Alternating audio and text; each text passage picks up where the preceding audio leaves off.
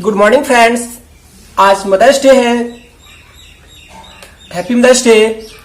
मैं स्नोकर बिट्टू अपने YouTube channel के माध्यम से आप सबों के बीच एक बार फिर से वर्ग दशम का मंगलम पाठ का प्रथम श्लोक जो कि ईशावास्य उपनिषद से संकलित है उसके विषय में बात करने आया हूं। तो हमारी प्रथम श्लोक है जिसे मैं अब कहने वाला हूं। हिरण्मयेन पात्रेण सत्यस्य पीतं मुखम तत्वं कुसन्न पाविर्नु सत्य धर्माय दृष्टये।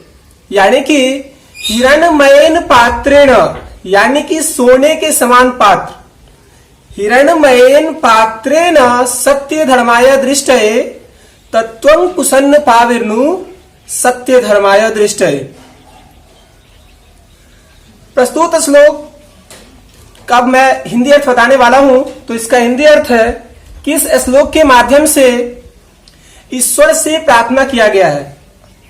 ईश्वर से प्रार्थना यही किया गया है कि हे ईश्वर, सत्य का मुख सोने जैसा पात्र से ढका हुआ है। हे ईश्वर, सत्य का मुख सोने जैसा पात्र से ढका हुआ है, इसीलिए सत्य धर्म की प्राप्ति के लिए अपने मन से उस माया मोह को हटा दे ताकि सत्य धर्म की प्राप्ति हो सके। एक बार फिर मैं रिपीट करना चाहूंगा। हे ईश्वर, सत्य का मुख सोने जैसा पात्र से ढका हुआ है, इसीलिए सत्य धर्म की प्राप्ति के लिए अपने मन से उस माया मोह को हटा दे।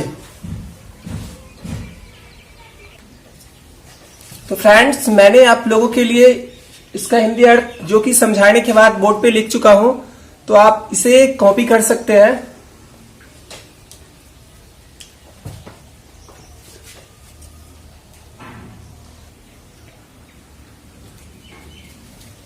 तो आप लोग अब इसका स्क्रीनशॉट कर लिए होंगे। अब हम इसकी व्याख्या के बारे में बात करेंगे, लेकिन उससे पहले मैं एक बार फिर आपको अर्थ समझाता हूं कि हे ईश्वर,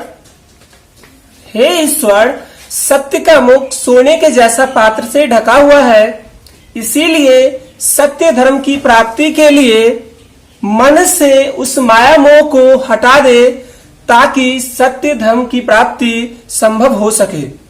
अब हम व्याख्या के बारे में बात करेंगे। तो डियर फ्रेंड्स, अब मैं मंगलम पाठ के प्रथम श्लोक की व्याख्या पर बात करने वाला हूं। तो व्याख्या कहने का मतलब कोई भी श्लोक को अगर हमें व्याख्या करना हो तो सबसे पहले वह कहां से लिया गया है।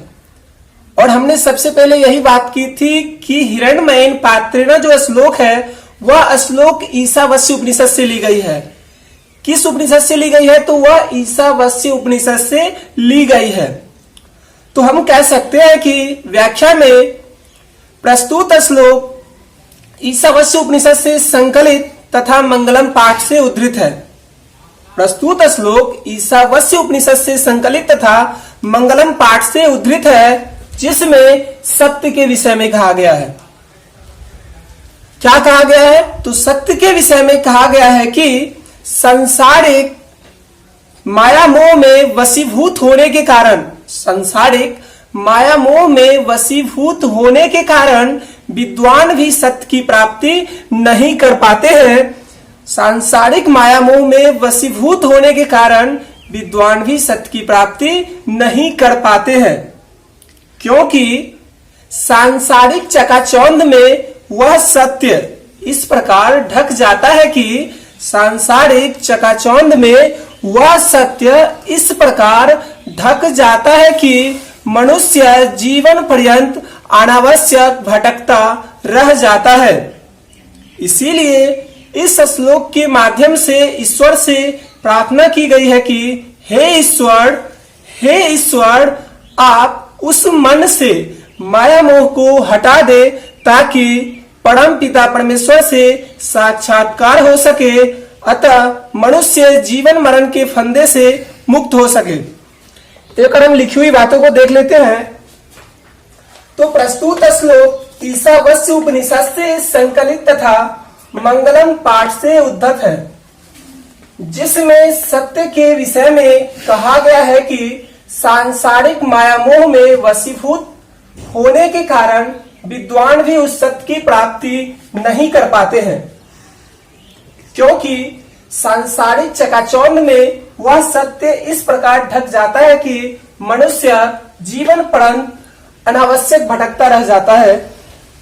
इसीलिए ईश्वर से प्रार्थना की गई है कि हे ईश्वर, मन से उस मोह माया को हटा दे ताकि परमपिता परमेश्वर से साक्षात्कार हो सके एवं मनुष्य जीवन मरण के फंदे से मुक्त हो सके।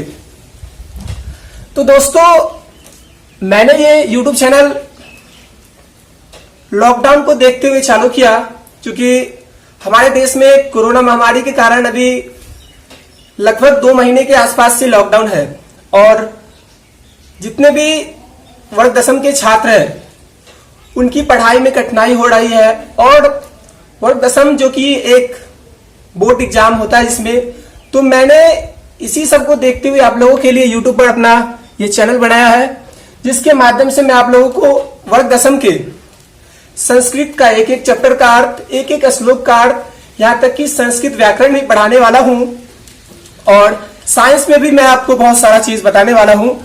तो मैं आज मदर्स डे और मैं आप लोगों को फिर से मदर्स डे के लिए शुभकामनाएं देता हूँ और अपने माँ का आशीर्वाद ले और इस वीडियो को अच्छी तरह से लाइक, प्यार, सब्सक्राइब करें और इसे आप स्क्रीनशॉट ले सकते हैं आगे, मतलब इसका रिवीजन करने के लिए।